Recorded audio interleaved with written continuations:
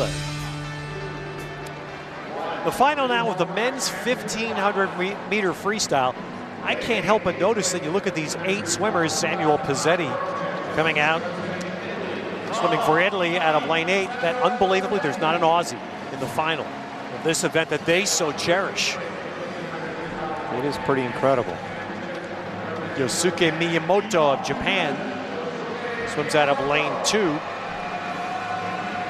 It's a fairly young field. A couple of older swimmers, including one American. Great story, Paul Janssen from the Faroe Islands. Island group with less than 50,000 people, located halfway between the United Kingdom and Iceland. And here he is swimming in a world championship. This is one of the guys to watch, Ryan Cochran.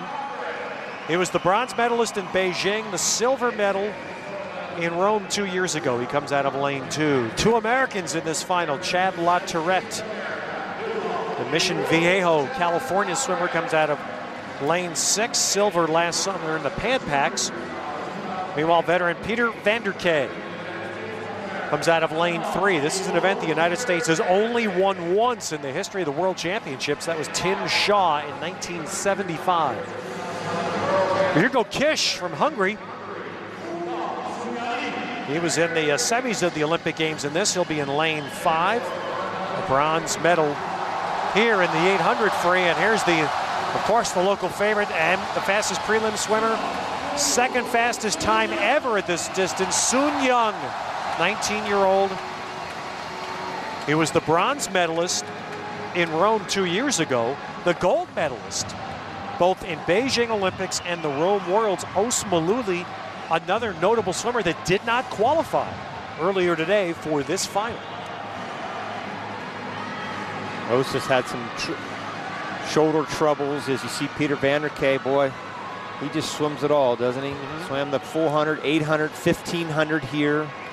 Been such a mainstay here for the United States, always on their 800 free relay, seems like. That one gold here with Phelps and company, Lochte. Now he's here in the 1500. Might be a little long for him, but he swam a great prelim. 14:54, that's getting after it in the first time you swim it. He is, Peter's easily the oldest swimmer of these 8. At 27, Sun Yang at 19, the youngest. And we mentioned he had a time last November that was the second fastest ever, only to Grant Hackett's now 10-year world record. And this crowd is packed into here. I mean, I'm looking across the pool. See across the pool, Ted? Everybody is standing behind everybody sitting. It's standing room here only here in China. He has become a big-time hero here in this country. And there was some here in Shanghai, Rowdy. We've heard a lot of chatter the last couple of days, and it's just chatter, but they're talking about world record possibility. He could flirt with it. I mean, he certainly did last year.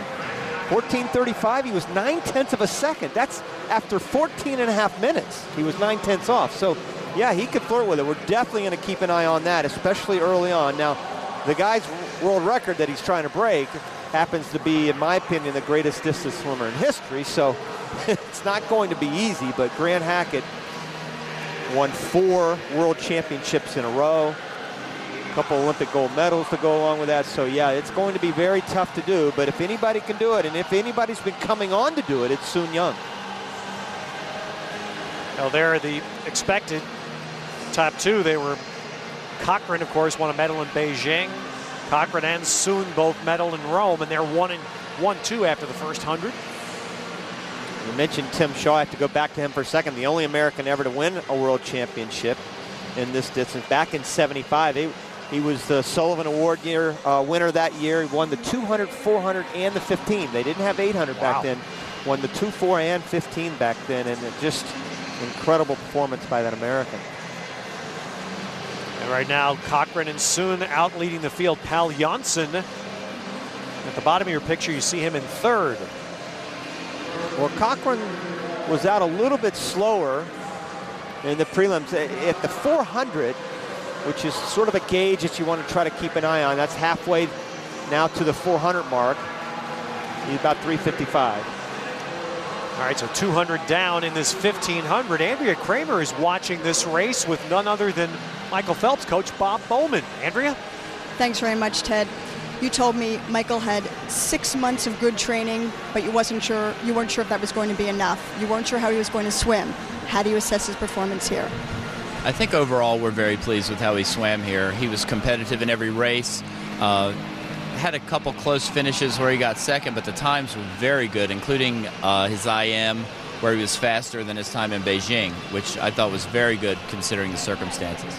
Can you catch up in training to try and beat Ryan Lochte, who himself is going to continue training very hard? I think Michael's got plenty of time to get to a new level of performance with the training time we have.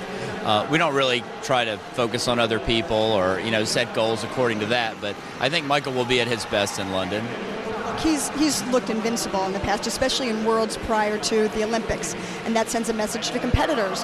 What statement is made now to set the stage for London? Well, I think a lot of people doubted Michael coming into this meet, whether he would be competitive at all, and I think he's shown that he's going to be in the mix in every event, and there's just a lot of upside, so I feel good about it. What are the realistic expectations for London? I think the realistic expectations are that Michael will be competitive in every event in terms of being at his top fitness level, top competitive edge, and then we'll see how the medals work their way, work out. Bob, thanks very much. And Ted, Michael, and Bob resume their training on August 8th. All right, Andrew. Well, Bob Bowman, I thought said that very well. Individual events here, 2 gold and 2 silver for Phelps, gold and bronze in a relay with another still to come. August 8th, that's pretty quick. That's just around the corner. That's a week off. He took us 6 months off after Rome, so. So after 400, Sun Young has the lead, but the world record pace right now appears fairly safe. Chad Tourette is having a good start. After 400, he is in 4th. Peter Vanderkay is in 7th. Yeah, just a point of reference. If you look at Sun Young's stroke, see that? It's almost like he's doing a catch-up stroke. He is incredible distance per stroke, and I talk a lot about that here at these World Championships because those are 3 incredibly important words. But that point of reference, he's taking 27 strokes, give or take a stroke, per 50. Cochran above him, who's sort of a grinder, he gets out there, reminds me of David Davies, who won bronze in '04 for Great Britain, just kind of gets after it real quick, much faster turnover, 34 strokes per 50. So he's taking 7 more strokes per 50. All right, so Sun Young has the lead. Chad Tourette of the United States is 4th, 500 meters in to the men's 1500 in Shanghai. Halfway mark at the men's 1500 meter in Shanghai. And Sun Young continuing to hold a lead fairly steady over Canada's Ryan Cochran. Those are the 2 you see there. Pal Janssen of the Faroe Islands. And that would be a remarkable story if he can hang on. He is 3rd. Chad Tourette of the United States continues to swim in 4th. Peter Vanderkay of the U.S. in 6th. Sun Young now taking that consistent 27 strokes per 50, and Cochran's now up to 37 strokes. Boy, Sun Young has had an incredibly busy week. You talk about Michael Phelps and Ryan Lochte, and he has swam 2 400s, 2 800s, and now 2 1500s. To throw in a relay, he's at 5,600 meters for the week. And Sun was a silver medalist in the 400, gold in the 800, and was part of a bronze medal relay team here. Boy, he's so consistent on that stroke count, 27 strokes every 50 that we've been counting. 58.7, 58.5. That last 100 was 58.6. So, I mean, he's just, and he makes it look so easy. He gets way over on his side. See those hips? They come all the way over to the side. He's really stretching out. Every once in a while, he'll breathe to the left. He's more of a right side breather, but every once in a while, he'll go left just to keep an eye on Cochran. Rowdy, I think that's a great point, is that you referenced the number of strokes, but Sun just looks like he's gliding along the top of the water. Yeah. And other swimmers, and we were noticing even Tourette, who's having a good swim right now for the United States, and it looks much more of an effort for him. You're so right, Ted. And look at the kick. He hasn't even begun to put his kick in. He's just dragging his legs a little bit. And that was what made Grant Hackett such a spectacular swimmer, because he basically 6-beat kicked the entire race. And Sun Ying is